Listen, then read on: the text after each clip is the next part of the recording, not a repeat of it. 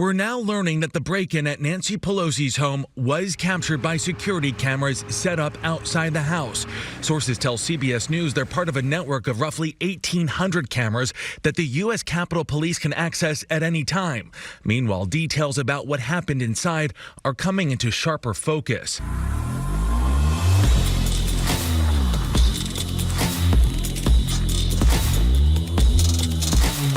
This video is brought to you by The Officer Tatum Store. The Officer Tatum Store. Get the merch link in the description section. Ladies and gentlemen, ladies, $5 t-shirt, $10 hoodies. We running the sale through November 8th. We want you to get as much patriotic gear as you can before the election. Wear it loud and proud, especially when I see people in Phoenix at the particular GOP event that I'm going to be at. I'm sure a lot of y'all are going to be there. I want to see you wearing my merch. All right, our featured shirt of the week is going to be the Born to Be Free. You can get it right there. It's right at the beginning. You better get it because it's selling fast like hot cakes. Ladies and gentlemen, if you want to get the hoodie that I'm wearing right now, go to men's, go to hoodies, and then you'll see the hoodie right there. Go ahead and click on it. Boom, click on the hoodie. It comes in all the different sizes. You can get it here. And if the money's acting funny, changes a little strange, scroll. I think it's right here where I'm pointing. Scroll up a little bit, down a little bit. Right there. If you can't afford it, you can make payments on all of my merch. If somehow it's too much for you, you can make some payments, do it monthly or whatever the case may be. Click on it if you ain't got all the money up front. I just did it because I love y'all. Like and subscribe to the channel. Hit the bell so you get notifications anytime I go live and make a video. Make sure you still subscribe to this channel. Like this video. Comment on this video. Share this video. Let's get into this. You know, they were really pumping the Capitol Police up and really kissing their rear end because of January 6th. And they wanted to make everybody believe that the Capitol Police is this competent police department, which I don't think that they are not. I just think that they blew it out of proportion. Now media or news is coming out that the U.S. Capitol Police had live video feed at Pelosi's home, but did not notice the break-in.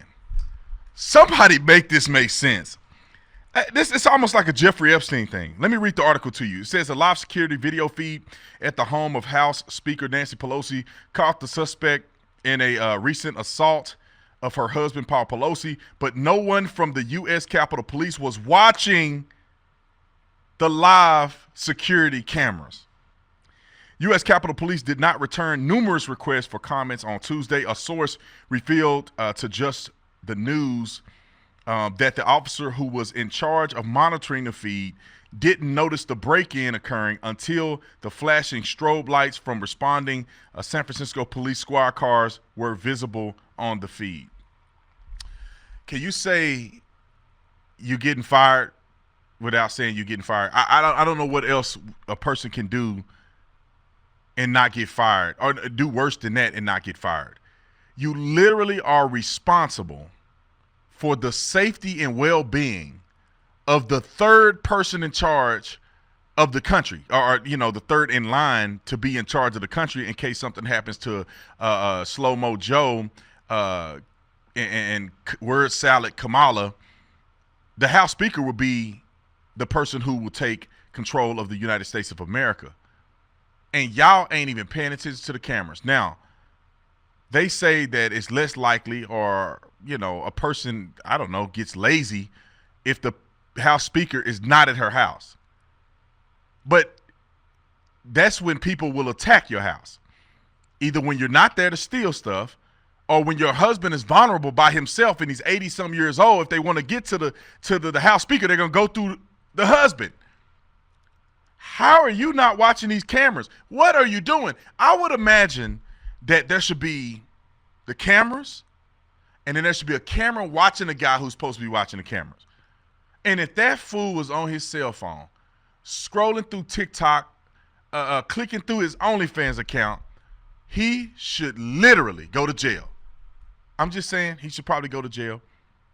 Unless there was something else going on. Now, I'm not saying that it was.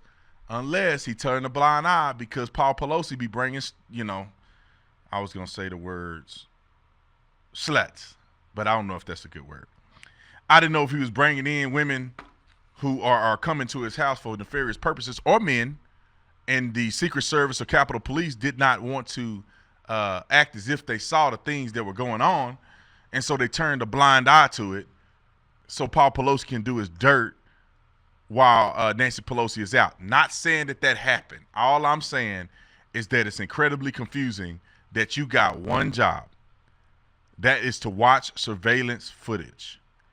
And at 2 o'clock in the morning, you either sleep or you playing on your phone, and you don't see a man who broke into the house and almost killed Pelosi's husband.